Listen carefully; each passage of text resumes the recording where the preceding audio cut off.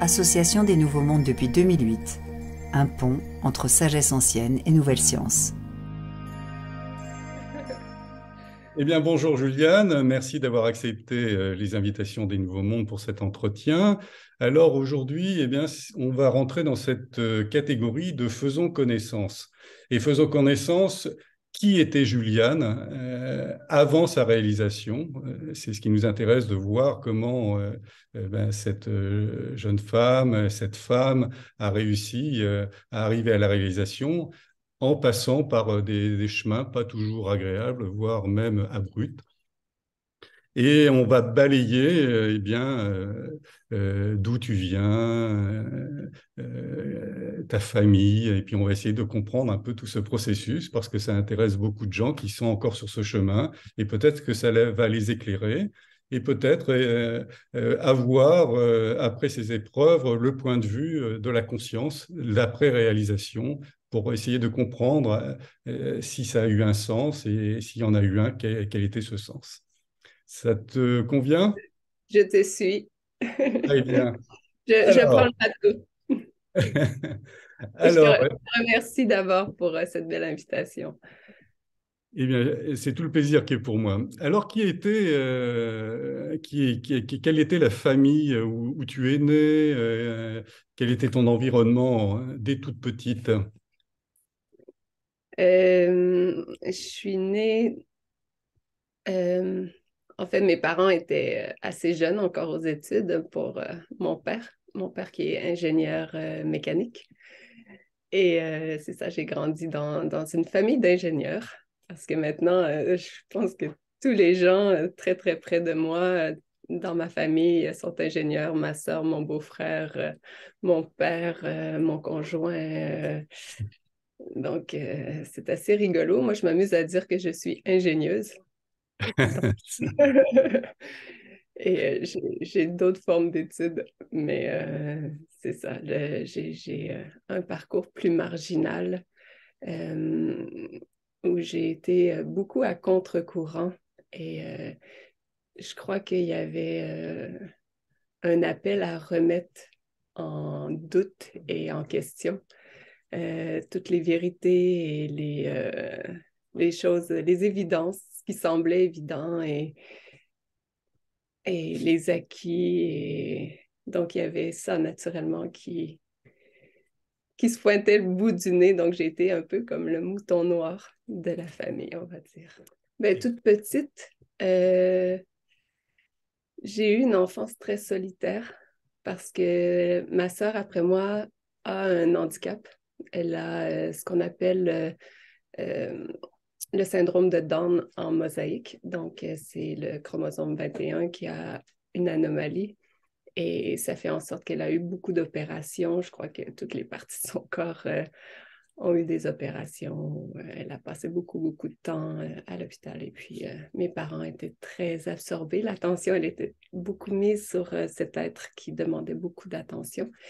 Et naturellement, il n'y avait plus beaucoup de temps et d'énergie pour leur fille qui était en parfaite santé, très dynamique. Et ce qui a apporté un beau côté parce que j'étais très libre et j'ai passé énormément de temps en forêt, dans la nature et j'avais un grand appel pour les animaux, pour côtoyer les animaux qui sont d'un amour inconditionnel. Donc, c'est auprès d'eux que j'allais chercher comme ce réconfort au niveau du cœur.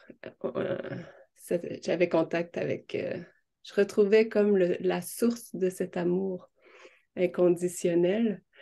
Euh, Parce que aussi, il y avait une grande nostalgie, comme un souvenir de l'au-delà. Je portais ce souvenir d'un amour tangible, très, très présent. Je ne sais pas si tu veux qu'on aborde déjà ce sujet où je me souvenais des boules d'âme que nous étions, où tout transfert d'informations se fait spontanément, comme par télépathie, que chaque expérience expérimentée est partagée spontanément.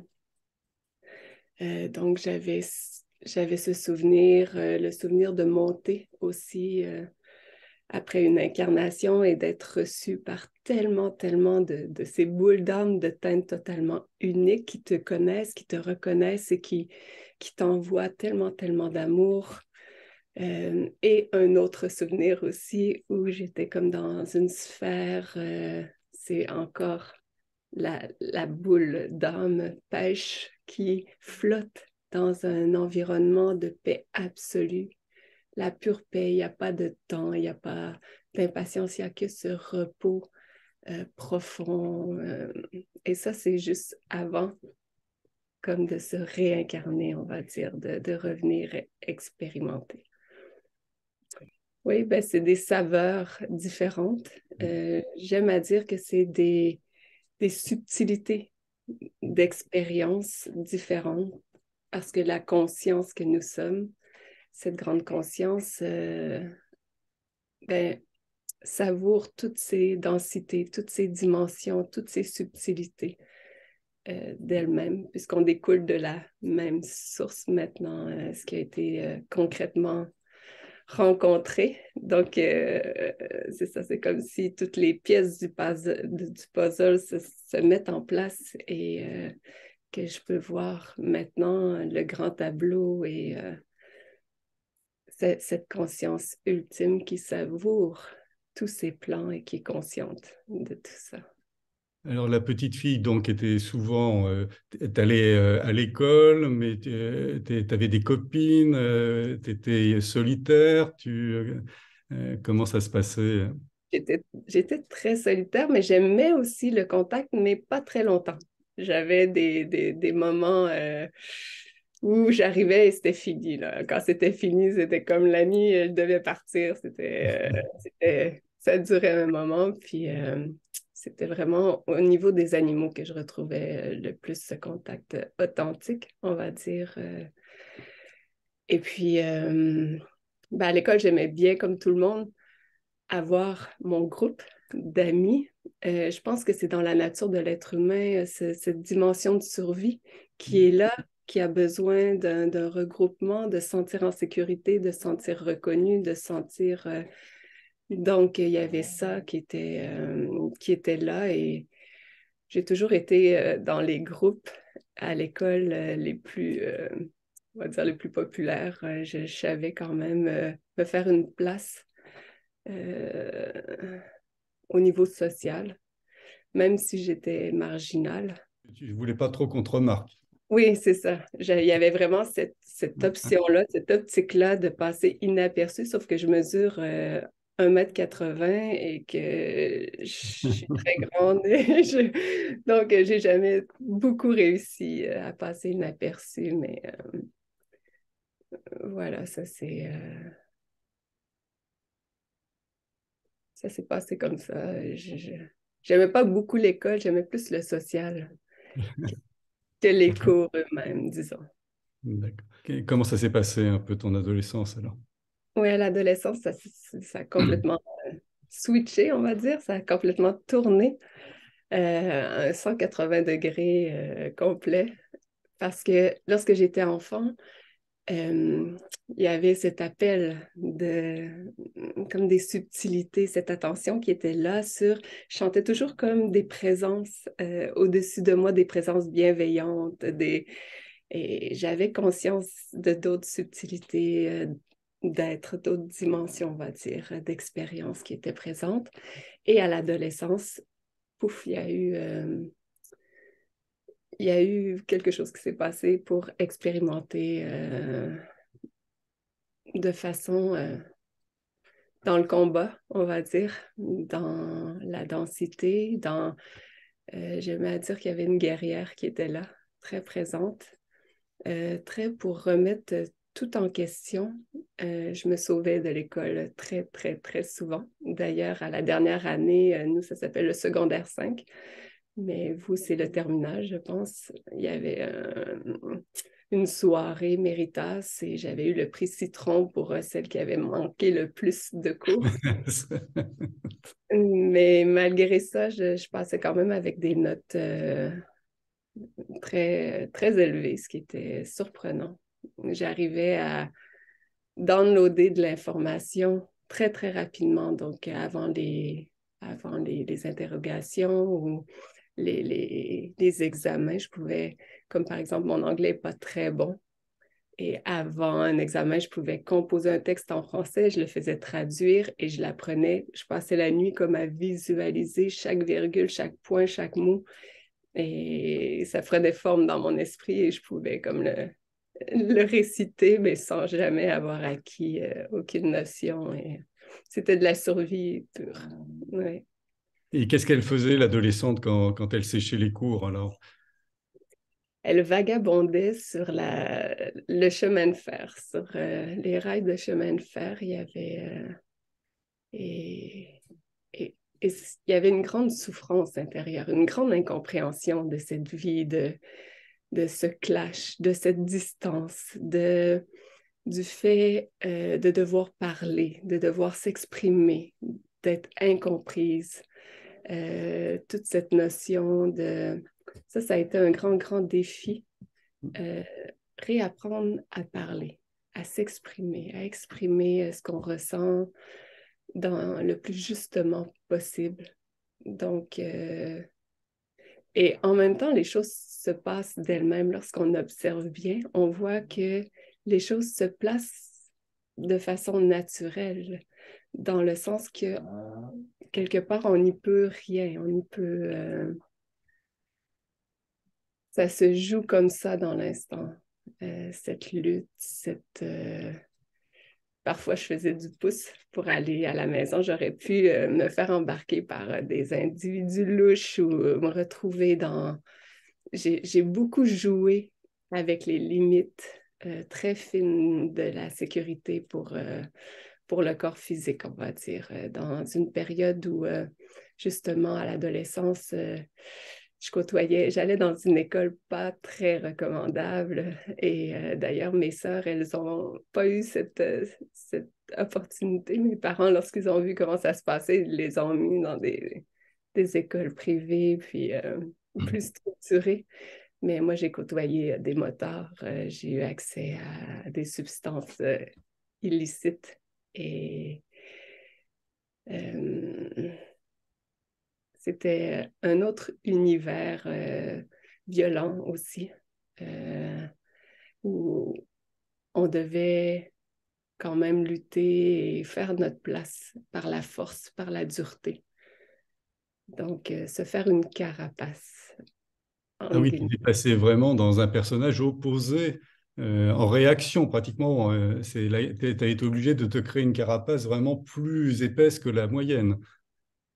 Oui, et dernièrement, je parlais justement avec un ami et je lui disais ça, comment il y avait eu un cheminement pour laisser le cœur s'ouvrir, se réouvrir, comme un réapprivoisement. Parce qu'enfant, justement, il y avait toute cette sensibilité où c'était comme percuté ou par le non-sens et la violence des propos et cette non-sensibilité. Et je pleurais beaucoup, beaucoup. Et à un moment, les gens, ça les ramenait à leur propre souffrance. Donc, ils m'invitaient à me faire une carapace en me disant, mais tu dois, Juliane, te faire une carapace. Tu dois te protéger. Le monde est dur. Le monde... donc, tu peux pas, comme ça, être si sensible. Et surtout, ben, maintenant, ce que je comprends, c'est que ça les mettait face à eux-mêmes, à leur propre souffrance, à leur propre sensibilité. Et donc, ça s'est fermé.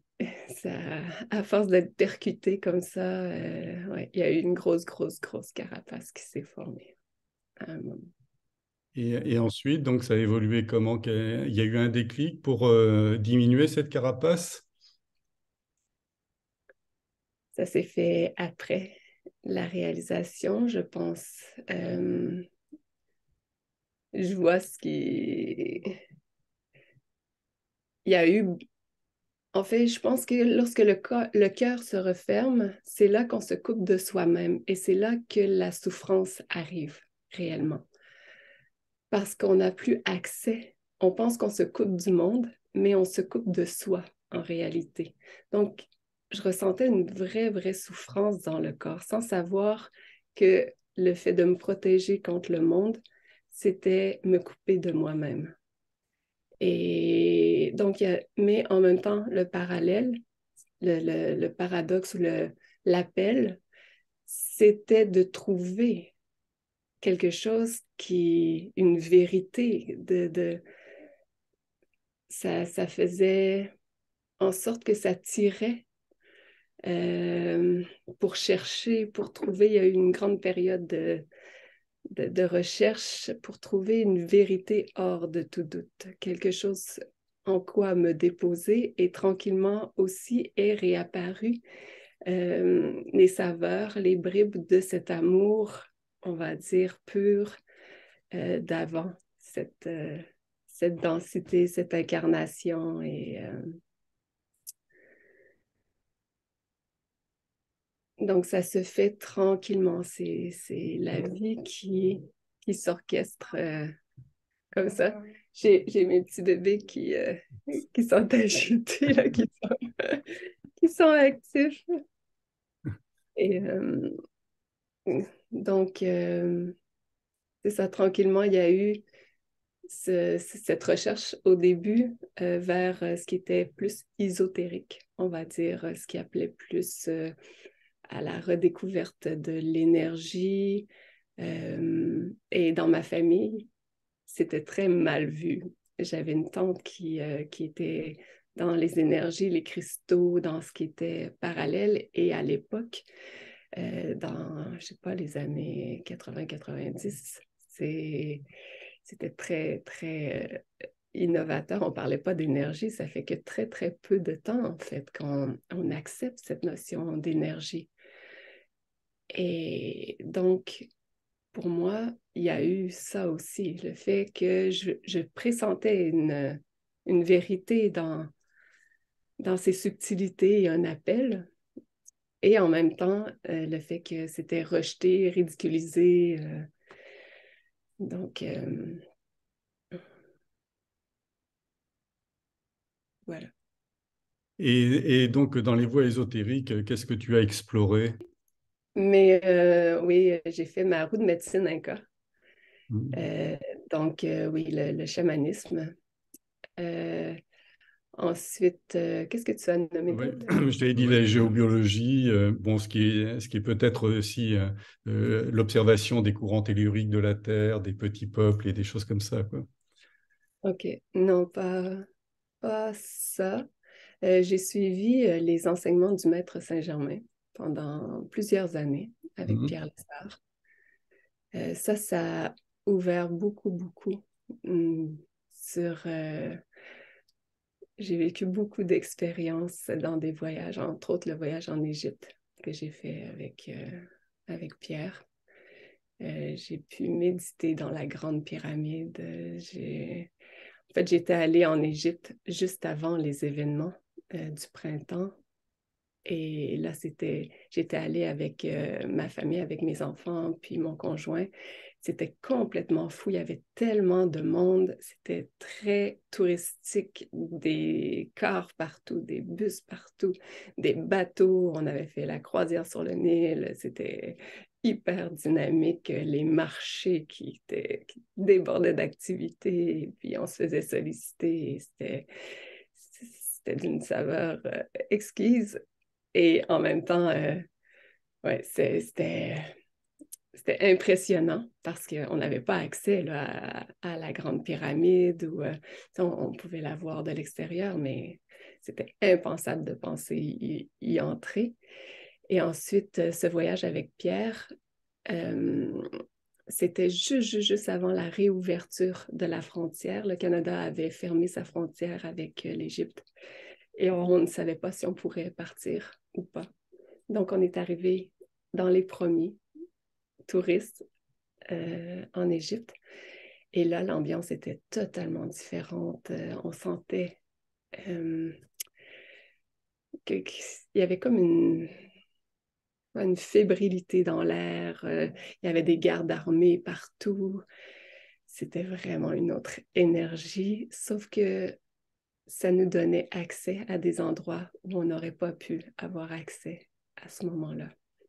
Donc, j'ai pu monter le mont Sinaï à la pleine lune pour aller voir le lever du soleil. Et ça, de toute façon, ça se faisait. C'est une activité qui est organisée pour les touristes. Mais il y avait moins de monde. Il y avait beaucoup moins de monde. Et tu sens que tu as une connexion particulière avec l'Égypte ou c'était simplement un rendez-vous ésotérique à la mode? Je sens qu'il y a des mémoires, on va dire, très, très fortes avec l'Égypte. J'ai vécu des choses au niveau énergétique vraiment intéressantes et intenses. Oh, super. Et en parallèle, donc, tu faisais des études pour faire... tu avais une voie qui se dessinait professionnellement, tu avais un intérêt Ça, c'était une grande, grande recherche aussi au niveau des études. Essayer de se conformer. Ma mère, elle dit que j'ai eu un bac au cégep. Nous, notre bac est universitaire et le cégep est entre le secondaire et l'université. C'est un 2 ans. Et j'ai fait j'ai fait des études en sciences humaines, en arts visuels. J'ai fait aussi mes sciences pures pour pouvoir aller en agronomie à l'université. Donc, j'ai comme touché à euh, toutes les préparations.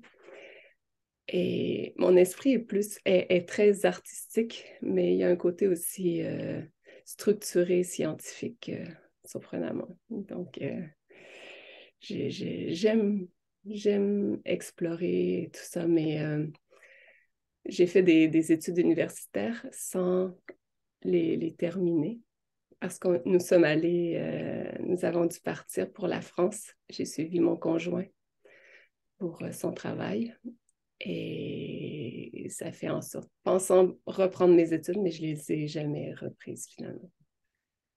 J'ai fait des études parallèlement à ça en ostéopathie pour les chevaux.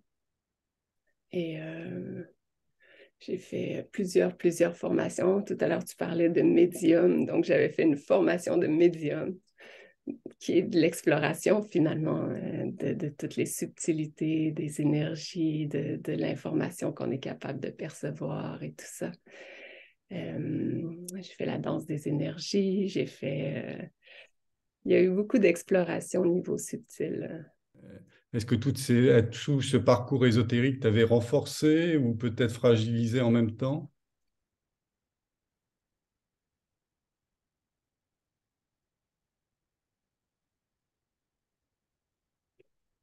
Je dirais pas que c'est fragilisé parce que il y avait un tel appel du cœur pour une vérité et une grande exploration. Et donc, c'est toujours une découverte à ce moment-là. Lorsque j'étais rendue à explorer ces domaines et tout ça, j'étais déjà maman, j'étais beaucoup plus déposée.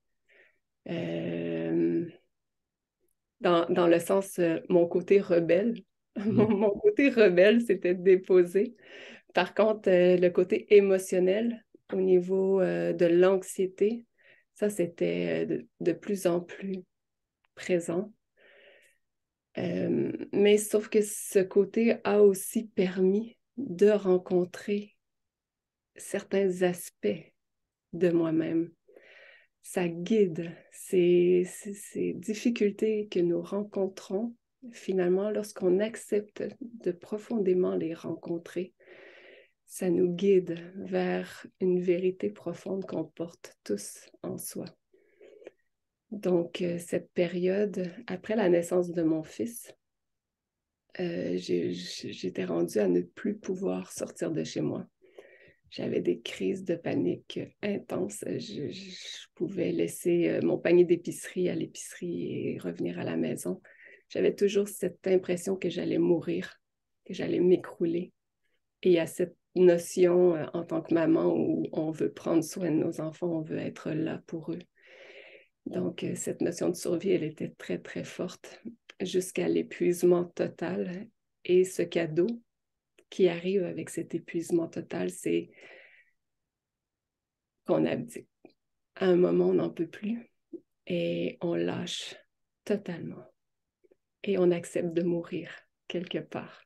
En fait, ce qui meurt, c'est tout ce qui est retenu, tout ce qu'on retient, tout ce contre quoi on lutte. Et c'est ça qui lâche. Finalement, le barrage cède.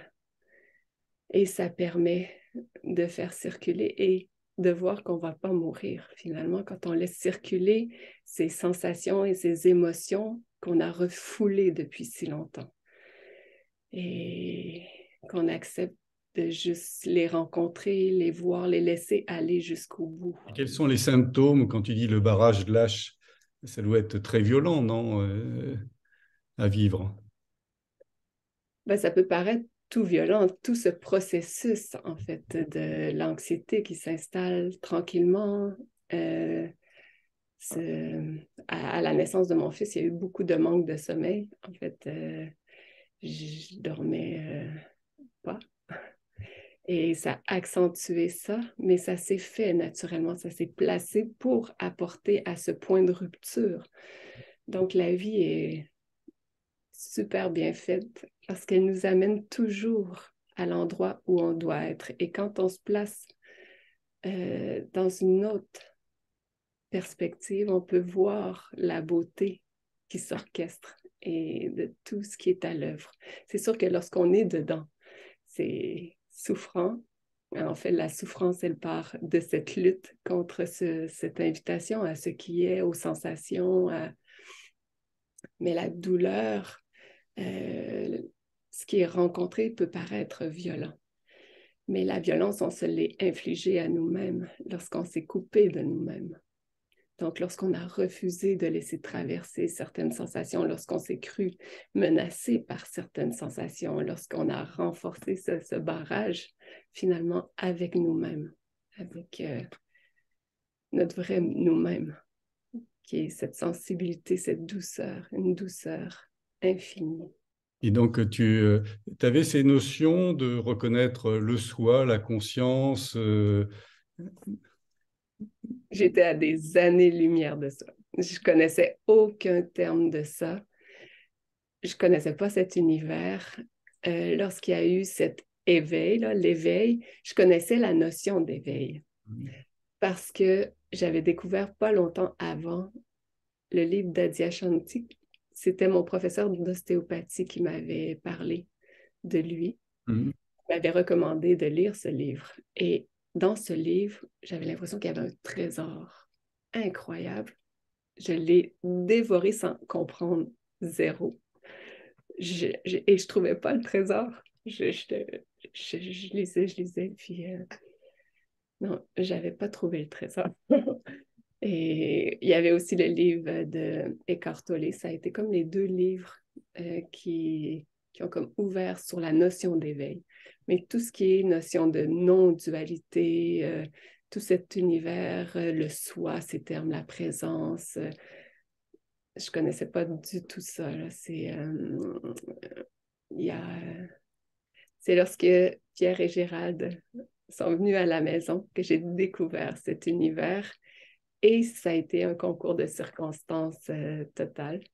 Ils disent que lorsque l'élève est prêt, les maîtres apparaissent ou le maître apparaît. Moi, en tant que rebelle, j'avais besoin de deux. Mais ouais, ça s'est fait comme ça. Mais la vie est le maître, en fait. C'est la vie qui est cette grande invitation.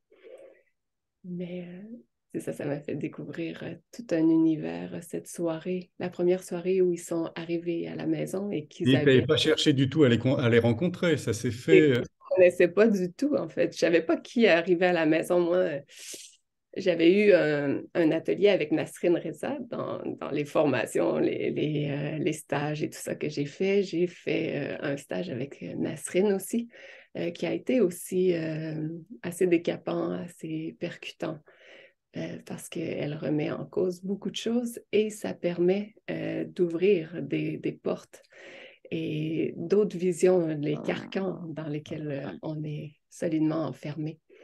Donc, c'est pour ça que maintenant, je vois toute cette beauté de comment ça s'est joué, tout ça. Et à ce moment-là, j'ai rencontré Isabelle, qui était l'organisatrice, et on avait connecté.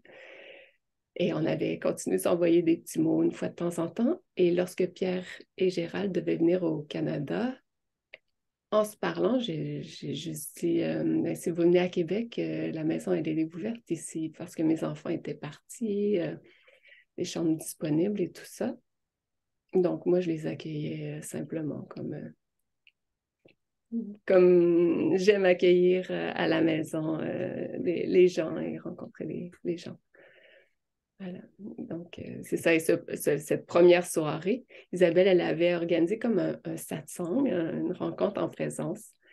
Et là, j'ai découvert cette vérité-là. Ça a vraiment percuté. J'ai vraiment senti quelque chose venir me rejoindre.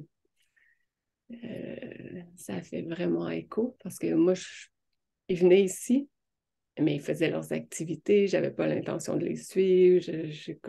Et j'avais plus cette recherche parce que aussi, pas longtemps avant, j'avais vécu une expérience avec un maître indien dans une guérison profonde qui avait été là extrêmement violent pour l'ego, on va dire. Mais ça a aussi contribué à fracturer ce mental qui était très présent, beaucoup de questionnements, beaucoup de remises en question. Et après ça, il y a eu un moment où j'avais des pensées suicidaires très, très fortes. Ça avait été tellement violent au niveau de la personnalité, au niveau, je sentais un goût de dégoût profond. Et là, je me suis posée dans le gazon, je ne sais pas combien de fois, à rencontrer comme ces bombes atomiques intérieures, on va dire, où j'avais l'impression qu'il y avait un personnage intérieur qui se déchirait, qui hurlait, et je le laissais. J'observais tout ça. C'est toujours dans cette grande observation, dans cette grande rencontre avec soi comment ça s'exprime, comment ça veut s'exprimer et permettre à ça de s'exprimer. Et j'en suis arrivée à un point comme de paix, sans qu'il y ait de réalisation de quelque chose, sans savoir qu'il pouvait y avoir une réalisation. Et c'est là qu'après coup, on voit que ça avait toujours été là. Cette paix, elle est toujours là, finalement, en arrière-plan. Mais là, lorsqu'il n'y avait plus de recherche, lorsqu'il y avait ce mental qui s'était complètement apaisé déjà, on touche à un état de paix qui est juste tranquille, où il n'y a plus de recherche, mais sans savoir qu'on est dans quelque chose. Il y a juste la simplicité qui est là, sans analyse, on va dire. Et ça, c'était avant la venue de Pierre et Gérald. Et là, c'est là, lorsque eux sont venus, que j'ai pu j'ai mis des mots sur des choses. Et puis là, il y a eu d'autres étapes qui se sont faites par la suite. Il s'est passé quelque chose lors de cette rencontre physique? Déjà, après cette première soirée, il y avait l'élan de les suivre partout. Et il y avait beaucoup la nuit, il y avait cette conscience, ce regard qui observait tout ce qui n'était pas.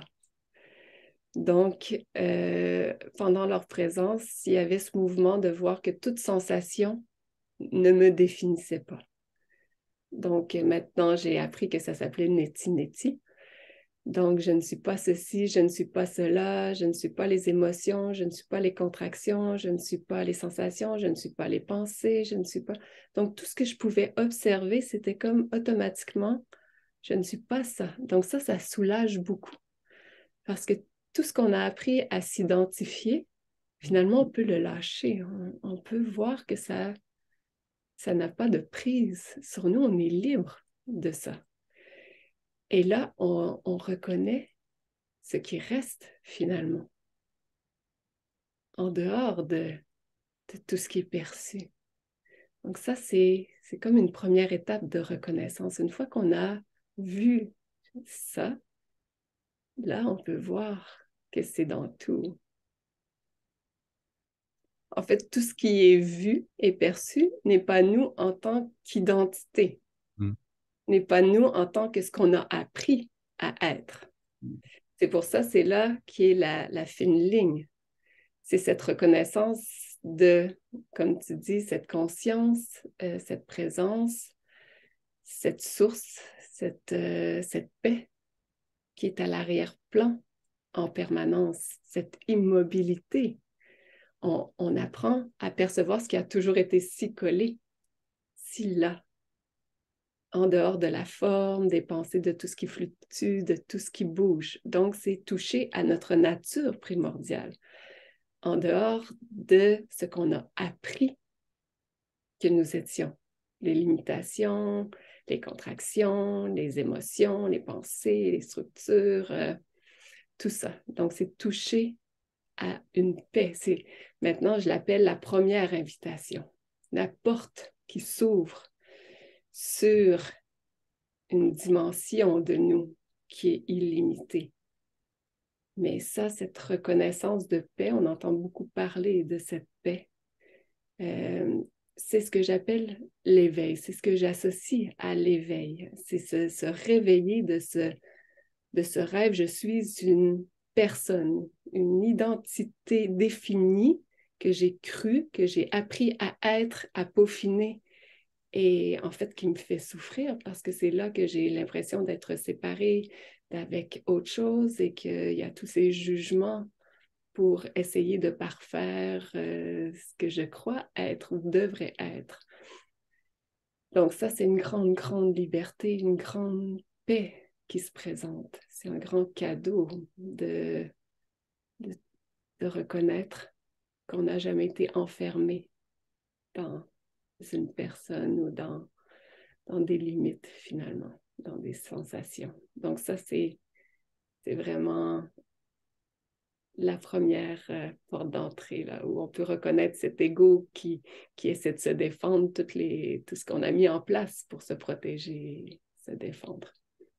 Et en même temps, on n'y reste pas dans cette grande paix. On revient au petit personnage. On fait des allers-retours. C'est toute la beauté de cette conscience qui se goûte, parce que c'est cette conscience qui goûte tout ça. Et c'est là encore qu'est la fine ligne de l'illusion, où on pense que c'est une personne qui fait des allers-retours, alors que c'est déjà cette conscience qui goûte la sensation d'aller-retour, comme une grande respiration finalement, expansion, contraction. Ça n'a rien à voir avec une personne mais ça donne cette impression et ça donne de l'intensité à l'expérience. Et c'est ça,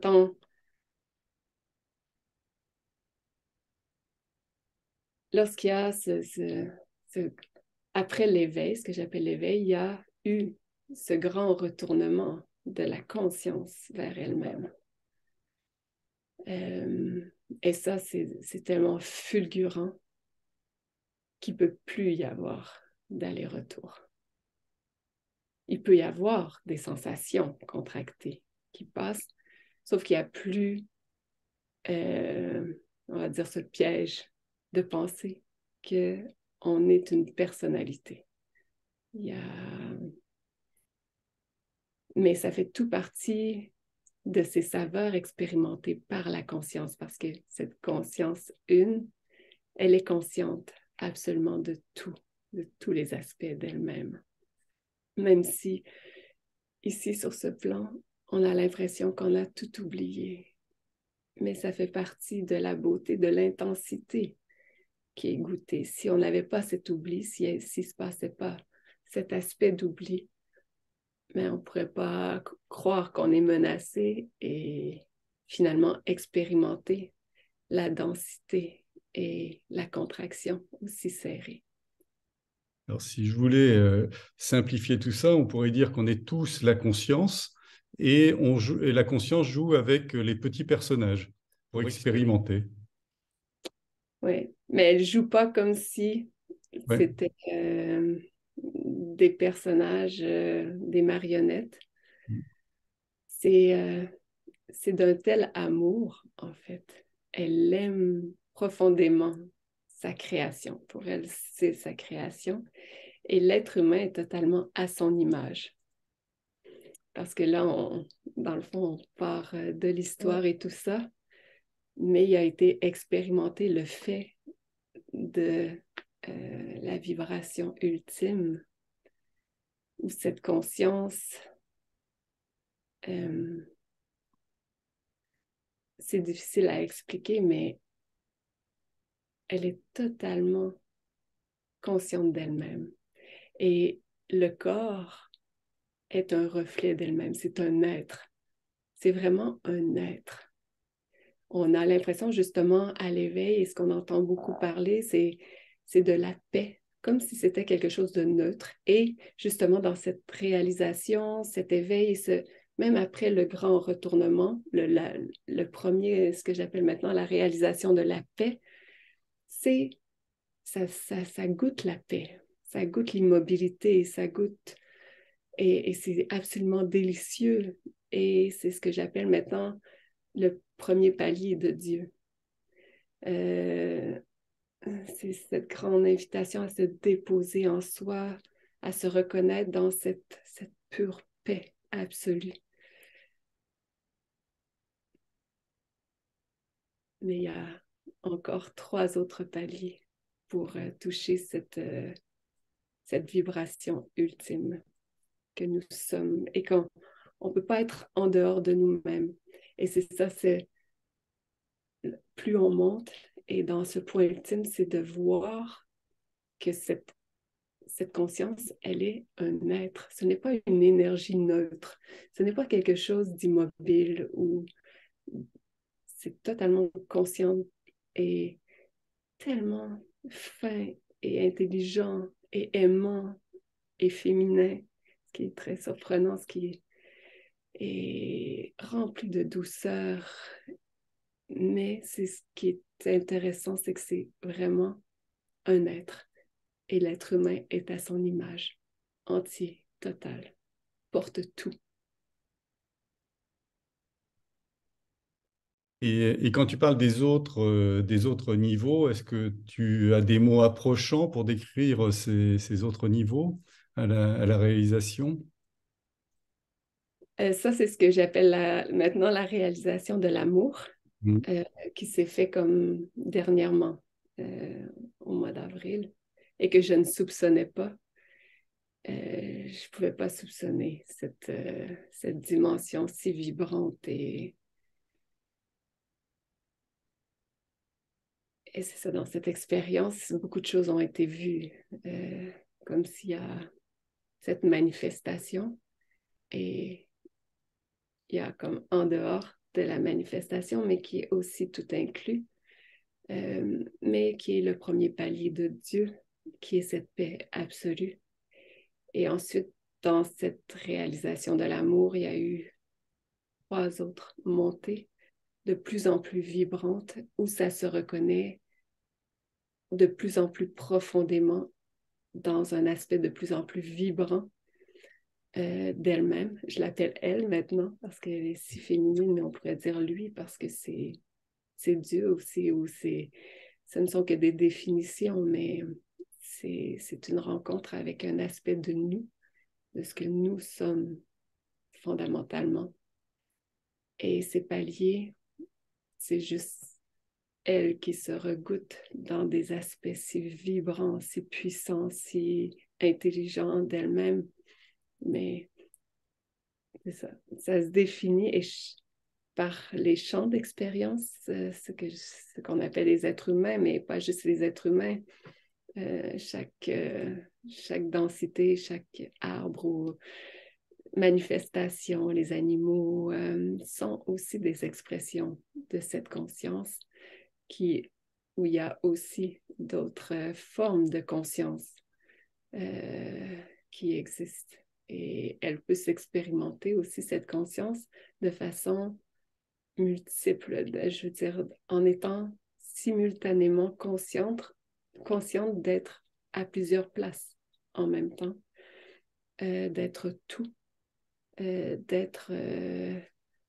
c'est difficile pour la compréhension mentale, mais c'est ça, elle s'expérimente dans plein de sortes de consciences qui sont conscientes, mais de façon différente, très subtilement différente. Donc, il n'y a pas que l'être humain dans cet aspect où on pense que l'être humain, comme en haut de la chaîne alimentaire, on va dire, en haut de la chaîne, comme si elle passait que par l'être humain pour se reconnaître et se goûter, mais ce qui n'est pas le cas.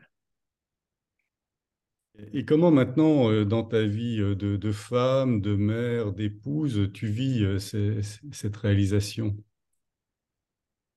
Comment ça se positionne? Simplement, simplement parce que en réalité, c'est la pure simplicité d'être. C'est, je ne sais pas si tu parles de comme après la réalisation de l'amour ou après la réalisation de la paix ou après l'éveil ou... Je ne connais pas les nuances, hein, je ne les ai pas vécues. Donc, je te laisse. Ben, déjà après la réalisation de la paix, c'est... En réalité, c'est voir que ça a toujours été là.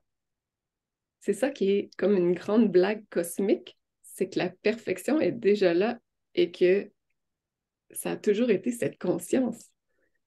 C'est juste qu'elle redevient consciente qu'elle a toujours été ça. Donc, il n'y a que ça, il n'y a qu'elle. Et c'est vraiment comme une grande blague cosmique où on nous a appris qu'on était quelque chose d'à part et qu'on était séparés d'avec cette source qu'on est. Donc, le fait de retrouver ça, que la conscience se reconnaisse, ça peut s'exprimer de plusieurs façons encore là.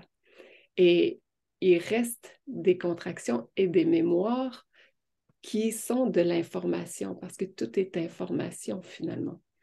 Donc, il y a un corps qui semble expérimenter, tant qu'elle passe par l'expression d'une matérialité, il y a de l'information.